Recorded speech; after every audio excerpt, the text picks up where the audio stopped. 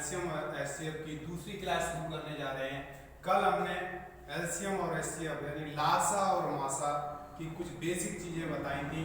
लघुत्तम समापवर्ती क्या होता है और महत्तम समापवर्ती क्या होता है, अपवर्तक और अपवर्त्य इनके बारे में बताया था। आज मैं आप लोगों को टाइप वाइज क्वेश्चन कराऊंगा। जैसे कि टाइप फर्स्ट है, पहले टाइप का ये पहला क्वेश्चन है। अच्छा, इस पूरे चैप्टर में केवल एक ही फॉर्मूला होता है जो कि हमने यहाँ लिख दिया है, लासा गुणा मासा बराबर पहला व्यंजक गुणा दूसरा व्यंजक, यानी LCM into HCF equal first number into second number.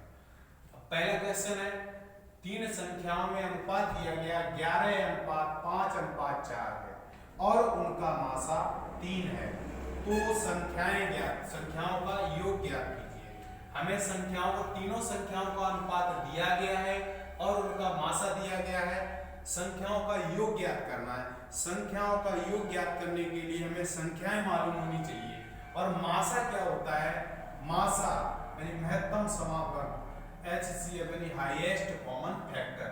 Highest common factor या मासा क्या होता है? मासा वह बड़े से बड़ा गुणनखंड होता है जो दी गई संख्याओं में, सभी संख्याओं में कॉमन होता है। तो यानी सबसे बड़ा कॉमन गुणनखंड है 3।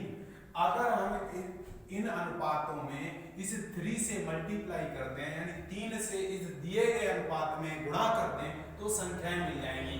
अगर किन्हीं भी संख्याओं का हमें अनुपात दिया गया हो और संख्याएं ज्ञात करनी हो, तो मासा से उस दिए गए अनुपात में गुणा करके संख्याएं प्राप्त कर सकते हैं। तो हम क्या करेंगे, तीनों संख्याएं निकालने के लिए, फर्स्ट, सेकंड और थर्ड नंबर निकालने के लिए पहले वाले अनुपात में 3 का गुणा कर देंगे। पहली संख्या आ जाएगी 11 33, दूसरी वाली संख्या 5 15, तीसरी वाली 4 12। और इन सब का हमें योग निकालना है, तो 33 + 15 + 12 = 2 और 5 7 3 10, 10 का 0, 1 हासिल, 1 1 2 और 3, 1 1 2 और 3 5 और 1 हासिल 6, 60 हो गया। ये 60 आंसर। इसके लिए ट्रिक होता है अगर हमें संख्याओं का अनुपात दिया गया हो और उनका मासा दिया गया हो और हमें संख्या निकालनी हो, तो सीधे सीधे अनुपात में गुणा कर देंगे। यहाँ जैसा कि हमसे योग पूछा गया, तो दिए गए योग के लिए दिए गए अनुपात को जोड़ करके और सीधा HCF से गुणा करके संख्याओं का योग निकाल, तो मासा से गुणा करके सीधे सीधे हम संख्याओं का योग निकाल सकते हैं। 11 और 5 16, 16 4 20 और 20 3 60। यानी इसका ट्रिक होता है कि दिए गए अनुपात को जोड़ करके और HCF से गुणा करके संख्याओं का योग निकाल सकते हैं। अगला क्वेश्चन है आपका तीन संख्याओं का अनुपात 2:3:5 व उनका लासा 240 है, तो बताइए कि उनका मासा क्या होगा। यानी इसमें लासा दिया गया है और संख्याओं का अनुपात दिया गया है। मासा पूछ रहा है, मासा ज्ञात कीजिए या मासा क्या होगा। तो मासा निकालने के लिए देखिए, जब भी अगर हमें संख्या निकालनी हो, पहले इसे बेसिक से बताते हैं। बेसिक से करेंगे। बेसिक से करने के लिए सबसे पहले हम संख्या निकालेंगे। अगर इस अनुपात में किसी वेरिएबल से गुणा करते हैं और वो वेरिएबल होगा इनका मासा, क्योंकि मासा में बड़े से बड़ा गुणनखंड होता है जो तीनों संख्याओं में कॉमन होगा, या जितनी संख्याओं का अनुपात दिया गया है, तो मासा से उनमें गुणा करने पर संख्याएं प्राप्त हो जाएंगी, क्योंकि मासा में बड़े से बड़ा गुणनखंड होता है जो सभी संख्याओं में कॉमन होता है। और अनुपात निकालते टाइम भी बड़ी से बड़ी संख्या से हम डिवाइड कर देते हैं, बची हुई संख्या होती है, वही संख्याओं का अनुपात होता है। तो क्या करेंगे, मान लेंगे कि माना HCF हमारा मासा x है, तो संख्या हो जाएंगी 2x, 3x, 5x। अब एलसीएम निकालने का, लासा निकालने का तरीका होता है कि जो सभी संख्याओं में जो गुणनखंड कॉमन होता है उसे लिख लेते हैं और बचे हुए गुणनखंडों को गुणे में लिख लेते हैं, एलसीएम निकल आता है। तो एलसीएम निकालने का मेथड है, तीनों जगह x कॉमन, x लिख लो, बचे हुए गुणनफल यहाँ बचा 2 तो इंटू 2, यहाँ बचा 3 तो इंटू 3, यहाँ बचा 5 तो इंटू 5 कर लेंगे। ये तो हमने मेथड से निकाली है एलसीएम, और एलसीएम हमें क्वेश्चन में दे रखा है 240, तो हम एलसीएम को दिए गए एलसीएम के बराबर रख देंगे। जो एलसीएम हमने संख्याओं को मानने के बाद निकाला है, इस एलसीएम को दिए गए एलसीएम के बराबर रख देंगे। यहाँ से x की वैल्यू निकालेंगे, जो चीज इधर गुणे में है इधर लेफ्ट से राइट में जाएगी तो भाग में पहुंच जाएगी। 240 बटे 2 गुणा 3 गुणा 5, तो इससे इसे डिवाइड कर देंगे। 5 गुना 10, 10 से 0 कट जाएगा, 3 से काटेंगे 3 अट्ठे 24, तो x की वैल्यू आ गई 8। x हमारा आ गया है 8। तो x प्राप्त होने पर अब हम संख्याएं निकाल सकते हैं। x की वैल्यू आ गई, चूंकि हमने HCF x ही माना है, तो HCF हमारा x की वैल्यू 8 है, तो 8 आ जाएगा, यही आंसर हो जाएगा। अब हम इसे करते हैं ट्रिक से। देखिए ट्रिक से कैसे करते हैं, इसका ट्रिक होता है HCF इक्वल, ट्रिक होता है HCF इक्वल LCM अपॉन अनुपातिक गुणनफल या अपॉन में संख्याओं का अनुपात, ठीक है, अनुपातिक गुणनफल। तो सीधे सीधे हम क्या करेंगे, HCF निकालने के लिए दिए गए एलसीएम को यानी दिए गए लासर को ऊपर रख लेंगे और बटे में संख्याओं का जो अनुपात है उसका गुणा करके लिखते हैं। 2 गुणा 3 गुणा 5, 5 गुना 10, 10 से 0 कट जाएगा, चूंकि 10 में आता है 0, 0 से 0 कट जाएगा, 3 से काटेंगे 3 अट्ठे 24, HCF आ गया 8। तो आंसर हो गया हमारा 8। क्वेश्चन है आपका क्वेश्चन नंबर 3।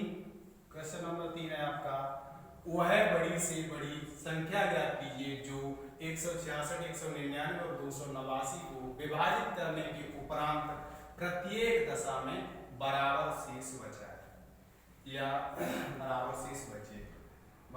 शेष बचा है। तो इस टाइप के क्वेश्चनों में हम क्या करते हैं, अगर इस टाइप का कोई क्वेश्चन दिया गया है कि बड़ी से बड़ी संख्या ज्ञात कीजिए, तो जहां बड़ी से बड़ी मिल जाता है वहां समझ लो HCF तो निकालना ही है, मासा तो निकालना ही है। बड़ी से बड़ी के लिए मासा और छोटी से छोटी के लिए लासा ज्ञात करते हैं। तो यार बड़ी से बड़ी की बात करें तो मासा तो निकालना है, हमें किसका मासा निकालना है। देखिए अगर इस टाइप का कोई क्वेश्चन आए तो क्या करते हैं, इसके लिए दी गई संख्याओं का आपस में अंतर करते हैं और दिए गए अंतर का HCF ज्ञात करते हैं।